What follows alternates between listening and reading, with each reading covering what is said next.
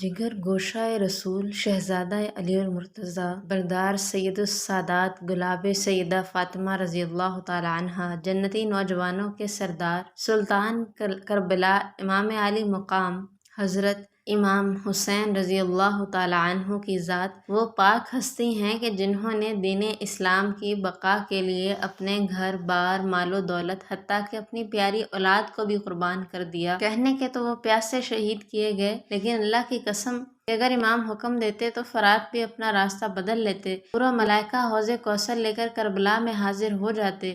فرشتے اگر غزوہ بدر میں آ سکتے ہیں تو کربلا میں بھی آ سکتے تھے، کیونکہ یہ وہی شہزادے ہیں نا جن کو نبی آخر الزماں وجہ تخلیق کائنات حضرت محمد صلی اللہ علیہ وآلہ وسلم نے اپنا بیٹا کہا۔ کئی بار حضور صلی اللہ علیہ وسلم نے انہی شہزادوں کے لیے نمازیں چھوٹی کر دیں، کئی دفعہ آپ نے خطبات چھوڑ دیے، بعض دفعہ تو حضور صلی اللہ علیہ وآلہ وسلم سجدے ہی سے نہیں اٹھتے کہ اوپر حسنین کریمین سوار ہیں۔ اللہ اکبر!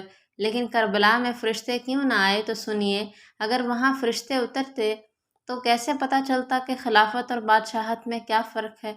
یہ کیسے پتہ چلتا کہ قرآن و سنت ترک کرنے سے کبھی بھی اسلامی حکومتیں نہیں چل سکتی؟ ہمیں کیسے پتہ چلتا کہ یزید جیسے فاسق و فاجر کی بیعت کرنے سے بہتر ہے کہ اپنی گردن کٹوا دی جائے؟ ایسے ہی تو حضور اکرم صلی اللہ علیہ وآلہ وسلم نے امام حسین کی تربیت نہ کی تھی۔ وہ جانتے تھے کہ میرے اس بیٹے سے امتحان لیا جائے گا۔ اور دیکھیے دوستو، آج تاریخ کی تمام کتب چیخ چیخ کر پکار رہی ہیں کہ نواسہ رسول اللہ صلی اللہ علیہ وآلہ وسلم نے کربلا کے میدان کو سر کر لیا اور ہمیشہ ہمیشہ کے لیے اسلام کو زندہ کر دیا، اور یزیدیت ہمیشہ ہمیشہ کے لیے دفن ہو کر رہ گئی۔ غیبی امداد تو تب اترتی نا کہ جب امام عالی مقام دعا فرماتے، لیکن صدقے جائیں امام عالی مقام کے اپنے بیٹوں کو قربان کیا، گھر بار لٹایا پر اف تک نہ کی۔ آئیے آج آپ کو کربلا کے ایسے واقعات سناتے ہیں کہ جہاں امام عالی مقام کو بدبختوں کے لیے بد دعا کرنا پڑی اور اللہ پاک نے اسی وقت وہ قبول کی، اور وہاں عذاب الہی نازل ہوا جب امام عالی مقام حضرت سیدنا امام حسین یزیدی فوج کے درمیان خطبہ ارشاد فرما رہے تھے، تو خیموں کی حفاظت کے لیے خندق میں لگائی گئی آگ کو دیکھ کر ایک بدزبان یزیدی مالک بن عروہ کہنے لگا، اے حسین، آپ نے دوزخ کی آگ سے پہلے یہیں پر ہی آگ لگا لی۔ امام حسین نے اس بدبخت کو جواب دیتے ہوئے فرمایا، اے خدا کے دشمن، تو جھوٹا ہے، تجھے یہ گمان ہے کہ میں دوزخ میں جاؤں گا اور تو جنت میں جائے گا۔ حسینی قافلے میں غصے کی لہر بھر گئی اور حضرت مسلم بن عوسجہ آگے بڑھے اور امام عالی مقام کے پاس آ کر کہنے لگے کہ حضور مجھے اجازت دیجیے، میں اس بدزبان کے منہ پر تیر مارنا چاہتا ہوں، میرا خون کھول رہا ہے، جب تک مالک بن عروہ کی زبان نہ کاٹ دوں میں سکون سے نہیں بیٹھ سکوں گا۔ لیکن قربان جائیں نواسہ رسول صلی اللہ علیہ وآلہ وسلم پر، حضرت امام حسین کہنے لگے، نہیں، ہماری یہ تربیت نہیں کہ ہم خون ریزی کی ابتدا کریں۔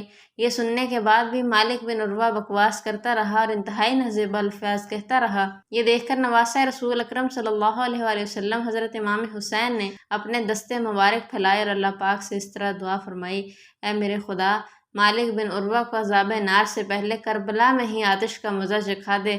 بس اسی وقت بدبخت کے گھوڑے کا پاؤں ایک سوراخ میں گیا، جس کی وجہ سے وہ گھوڑے سے گر گیا اور اس کا پاؤں رکاب میں الجھ گیا۔ پھر گھوڑا اسے لے کر بھاگا اور آگے خندق میں ڈال دیا۔ اس پر امام حسین نے سجدہ شکر ادا کیا اور اللہ عز و جل کی حمد و ثنا بیان کرتے ہوئے بلند آواز سے دعا فرمائی، یا اللہ کریم، ہم تیرے حبیب کے گھر والے اور اولاد ہیں، ہم پر ظلم کرنے والوں کے ساتھ انصاف فرما۔ اسی دوران دشمنوں کی صف سے ابن اشعث نامی شخص نے کہا کہ آپ کا حضور سرور کائنات سے کیا نسبت ہے؟ آپ کیسے خاندان نبی ہیں؟ نسل اور خاندان تو بیٹے سے چلتا ہے اور آپ تو ان کی بیٹی کے بیٹے ہیں، اسی لیے ہمیں یہ کہہ کر دھوکہ مت دیں کہ آپ نبی کے وارث ہیں۔ اس بے ادبی کی وجہ سے حضرت امام حسین کو بہت تکلیف پہنچی، آنکھوں سے آنسو نکل آئے اور وہ بارگاہ الہی میں عرض گزار ہوئے، یا اللہ، ابن اشعث نے میرے نسب پر جرح کی ہے اور یہ مجھے تیرے پیارے حبیب صلی اللہ علیہ وآلہ وسلم کا بیٹا تسلیم نہیں کرتا۔ یا اللہ، اس بدزبان کو فوری عذاب میں گرفتار فرما تاکہ کوئی بھی میرے نسب پر بات کرنے کی جرأت نہ کرے۔ اسی وقت اس خبیث و بدبخت اور بے ادب کو قضائے حاجت کی ضرورت پیش آئی۔ وہ گھوڑے سے اتر کر ایک طرف بھاگا اور ایک درخت کے نیچے قضائے حاجت کے لیے برہنہ ہوا تو ایک زمین سے کئی سیاہ بچھو نکل آئے اور اس کی شرمگاہ میں ڈنگ مارنے لگے۔ بس وہ اسی حالت میں نجاست آلود زمین پر گرا اور تڑپ تڑپ کر اس کی جان نکل گئی۔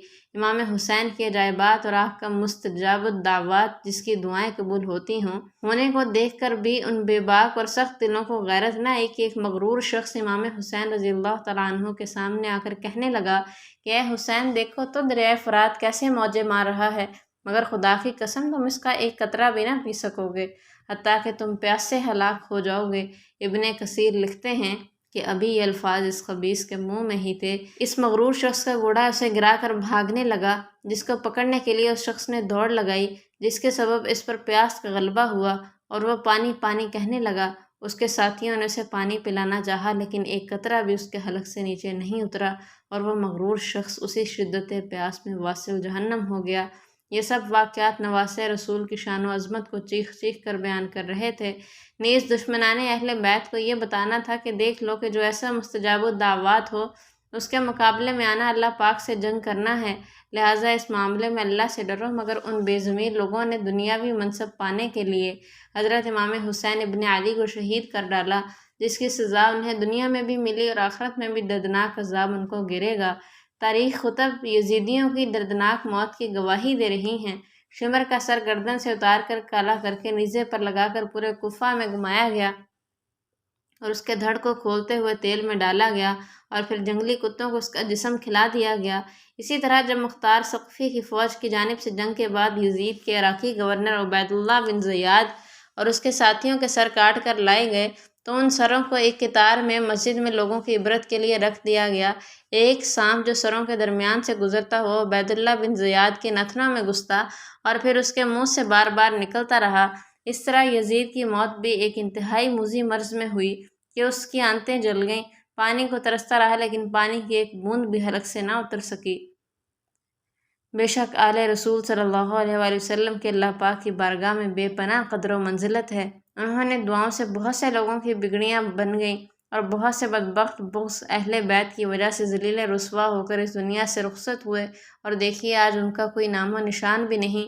اللہ پاک ہمیں آل رسول کا ادب و احترام کرنے اور اس طرح دین اسلام کی خاطر اپنا سب کچھ قربان کرنے کا جذبہ عطا فرمائے۔